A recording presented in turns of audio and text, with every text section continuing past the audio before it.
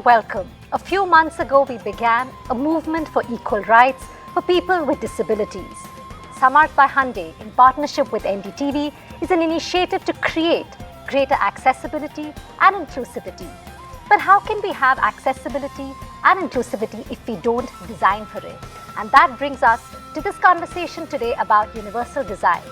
Universal design is a process of creating products or environments that can be accessed, understood, and used by all people, regardless of their age, size, ability, or disability. Our focus today is on universal design as it applies to buildings and landscapes. While there is work happening in this area and standards being set, the reality is that people with disabilities still face many barriers while navigating the urban landscape. How can universal design concepts be understood, taught, practiced, and most important, be implemented rigorously such that our environment can be made completely barrier-free? To answer all these questions and a lot more, we have with us Anjali Agarwal, co-founder Samarth. She is an award-winning disability rights advocate. Gaurav Raheja, professor and head Architecture and Planning, IIT Roorkee, founder Laboratory of Inclusive Design, IIT Roorkee, Universal Design and Accessibility Consultant. He was also the principal consultant for the Harmonized Guidelines and Standards for Universal Accessibility in India in 2021. And we have with us Sanjoy Roy, Managing Director, Teamwork Arts. Thank you so much for joining us today. To begin with, Gaurav, I would like to ask you, just to set the context of this conversation today, what is universal design? How does it apply to making architecture, landscape, and public places more accessible? And what do, when we talk about building laws, where does it stand when it comes to the government? So, to set the context for our viewers, I would begin by saying, design is the only common in the entire context of everything that we do as an everyday life action. Now, when you add the word prefix as universal, I think as the term itself propagates, it only means is nobody, whether he or she is driven by age, gender, social, economic status, caste, religion, anything, is discriminated ever by the word design. In that sense, if you see, design is nothing but another language of human existence.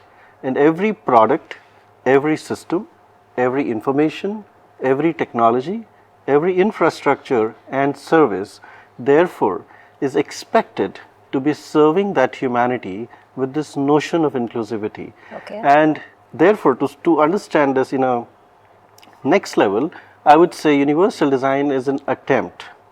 It's an attempt which takes us towards an ideal goal with accessibility as a perspective in it and inclusion as an end outcome, as an experience. Okay. To set the context further in the lens of urban infrastructural developments, I think we can structure them in several ways because when we look at it in its entirety, it gets a little complex. So for our viewers, I would like to say the urban context can be siloed as residential sector, transportation sector, educational sector, health sector, public space sector, and likewise many others, because in each typology of built form, you require some specifics to be done, while there are some common things that one can look at. So in reference to the Harmonized Guidelines, which has been a wonderful initiative supported by the government under the larger umbrella of Accessible India campaign, I believe the knowledge is available. The question is now how we use that knowledge, and I believe that will possibly happen when we build more examples, and one of the examples that we are all proud of is Delhi Metro, which perhaps speaks the language of inclusivity to the best extent possible in the current scenarios. Great. Thank you so much for explaining that, Gaurav. And yes, we will be talking about, besides awareness, implementation also, which is important, and solutions. I think that's important. Anjali, moving ahead, you work very closely with the government. You've also worked with Niti Aayog, talking about guidelines and policy, which we were just talking, done on accessibility and inclusivity. How important is it to have a person on board right from the beginning, a person with disability? Absolutely. There's been old saying that nothing about us without us. So having a person with disability on board means a person who's living with disability and has experience would be able to bring in the decisions, the policies which are right, and also looking from that angle that make the right real. So whatever is available as per standard should be implementable, enforceable, and also the operation and management part. Yes. Hence, decision making can only happen when we are on the board where the decisions are being made, and also percolating it down to implementation, operations, maintenance, and whenever required, reviews. Because without review, we cannot say everybody will have 100% accessibility. The needs are different. There are 21 types of disabilities as per the Rights of Persons with Disability Act, and each one has a different requirement. So bringing it everything together, looking at the space standards, looking at the harmonious guidelines which started in 2016 and then moving on to 2021, there has been a paradigm shift of availability of the materials, of the technology, adaptive materials, and as well as products. The wheelchair designs have changed, the designs of the crutches have changed, and also the mindsets. So combining everything together, making it possible for everybody, looking at no one is left behind. Absolutely. Thank you for putting that so well. I think what you pointed out is very, very important, that at every step a person with disability should be included, and of course leaving no one behind. Sanjoy, if I could come to you, when we talk about, public spaces, we aren't just talking about everyday spaces, okay? Specifically, if I can ask you, we're talking about events, we're talking about literature festivals, concerts. I mean, there's so much more, exhibitions. You've recently done that with the Jaipur Lit Fest. Tell us, how did you do it? What all went to actually make that happen?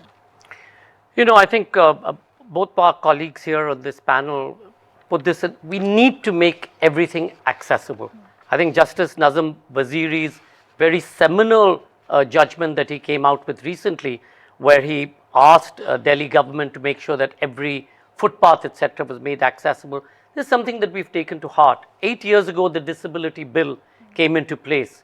And if we, within this larger lifestyle space, don't take that seriously, we're really leaving out 30 to 40% of the audience today in India. We don't just look at people born with disability as being disabled. One day, all of us around this table will in some way or the other be disabled, either through an accident or through age factors or through medical conditions. So we need to be aware that this is something that all of us have to take seriously. Some years ago, in fact, when we were in Diggy Palace, we started looking at how can we make this accessible to everybody. Certainly wheelchair access, and when you're in an old palace or an old building like this at the NDTV studio, none of that is easy to do. So when we move to our new premises, and I know you all are moving to your new premises too, and you'll do it, we were able to ensure that disability became the first step, at least for wheelchair access. This year we added to it the very fact that can we have those people who can't hear, how do they access what we do? So we got somebody to come in and sign. We got an organization to join hands with us and use sign language to make this accessible. And I think, again, whether it's a music concert, these are people who want to live their lives as normally as everybody else. And I think we have a duty and a responsibility in a public space to be able to make that happen. That's really commendable how you all have done it, and so much other people can also learn from. Anjali, the government's Accessible India campaign, the Sugamya Bharat campaign, that targets 3 verticals. I can just quickly say that. One is built up on environment, transportation ecosystem, and the information and communication ecosystem. Now, if universal design is the cornerstone of urban planning, then why don't we see more public places accessible and inclusive for people with disabilities?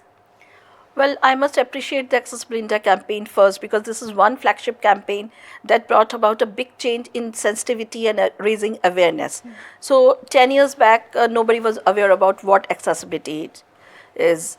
People used to think it's a luxury, but now people know that it's a matter of right. Now, what has not been done is that we cannot be very ambitious at this point of time, because India is very large, so much of diversity. But yes, implementation has been slow. And also the big thing has happened is that there's no capacity building which has happened for the public works department or the people, the engineers, the architects. There's no curriculum for the engineers, architects, students. There's no syllabus. So this is what something is required, and government is working on it. And very importantly is enforcement. So if there is a new building which has built up and it is not accessible and it is not complying with the law, then there should not be any kind of a certification that should be given. It has to be everybody's responsibility. People in the urban local bodies, people in the panchayat, to make the rural Bharat, the real accessible Bharat, Sugamya Bharat. So it cannot be just the urban cities, but also the rural India that has to be accessible, and everybody plays role. It's individually, everybody has to come forward and say that मैं सुगम्य भारत के लिए खड़ा होता हूँ और खड़ी होती हूँ. Taking from what you said, about the curriculum and also about the enforcement. So Gaurav, I want to ask you, when we are talking about non-implementation of universal design principles in public spaces, like Anjali ji was saying, should this be taught more rigorously when we're talking about students? The same thing what you were saying, curriculum, to children, students who are doing architecture or design planning, landscapes. So where is the disconnect really happening? Is it with awareness? Is it because we're not teaching them enough? Or is it with implementation? I think my take on this would be a little beyond the classroom narrative. Because when we say education, we limit our scopes only to schools and institutions. But I'm coming from a perspective that the entire society also needs education. And there is something called education on the job, on the go. Today, no education is complete when you graduate. You still need to upgrade and update yourself. So if you see from that lens, there are 3 levels at which I would say education will always remain the reason for any disconnect. For example, the first level of education is information and understanding. Unless I have a basic understanding, I will not move to the next step. It's not an accident, please understand. Universal design or an execution of inclusion cannot happen by accident or by luck. It has to be a process for which first one has to appreciate, be sensitized, be sensitive, and therefore I feel the mass education at a social level, for which you don't need to come through classrooms. I think projects like Samarth, the beautiful work being taken by the NDTV channel now, I think are steps forward in that education, I would say, which bring public to a first level of implementation. The second level, I would say, is where institutions like ours at IIT and others come into picture, which is application and implementation, where we teach how do you apply that knowledge, how do you design for it and be held accountable. And the third is also something that we as institutions do and take responsibility, is the level of research and innovation, because we have to also produce more knowledge which is contextually relevant. So non-implementation, I would say, may be a little too harsh, because there are several implementational trials, and I want to say one statement here, that when by implementation, for example, you create a space for people with disabilities in a parking space or in a queuing space, now you do not need any other enforcement except public awareness. My question is, do the citizens of a nation respect that? Yeah, that really leaves us all thinking on that note, so that we can think about what Gaurav just said. Time for a quick break on the show. When we come back, we will look at some solutions towards building an inclusive society with universal design. Stay tuned for more on the Samarth by Hyundai initiative.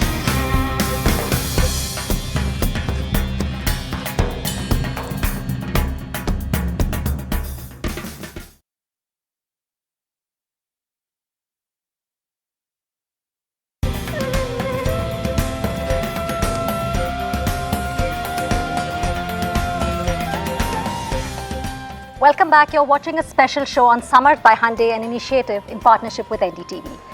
Sanjoy, I want to ask you, you have produced so many, whether it's performing arts, visual arts, literary festivals across India. How easy or how difficult is it to make the space, to make the area more inclusive? And why aren't more and more people doing this? Why aren't they following it? If you have intent, and I'm going back to what Gaurav said a little while ago about design, today we talk about design as a necessity or a way of education when you finish school. Why can't we learn design and aesthetics from class 1 so that you're able to innovate right from the beginning?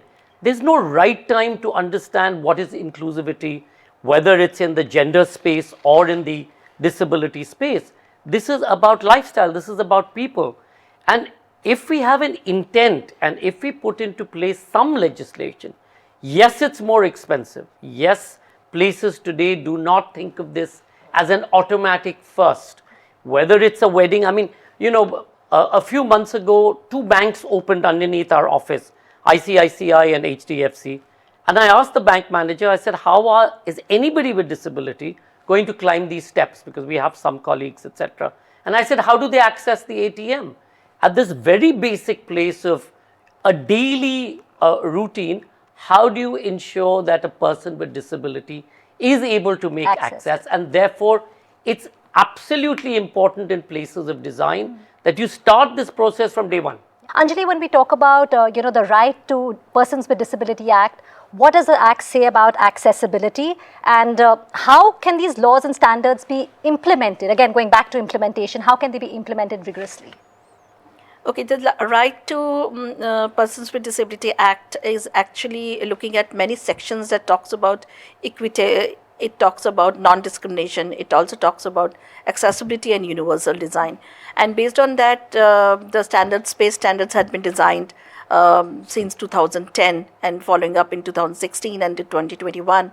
We also have the National Building Code that talks about a full annexure of accessibility. The point here is again that the planning, the designing, implementation has to follow. So each and everyone who is into the construction, who is into implementation, executing buildings, making buildings, designing spaces, planning the spaces, has to look at all these standards. Very importantly, what is required is that one needs to understand that if you already make a building and then try to break it and make it accessible, there are a lot of funds which are required. But if you do it in the planning stage, there are researchers that says it's 0.01%. That means it's negligible. So why not do it from the beginning? Also, enforcement. So I believe that no law can bring about the change unless you advocate for the change. So everyone makes it a point that I will design this building, this space, this site to be accessible from the blueprint stage. Taking away the right to access is also about creating discrimination. Accessible place does not just provide access, it enlightens you, it empowers you, and very importantly, it gives you the right to live with dignity and respect. Thank you for putting that and explaining that really well. If we can just move towards solutions quickly.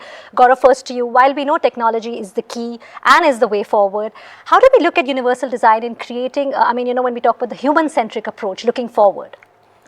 So I think the word technology also needs to have a prefix to it.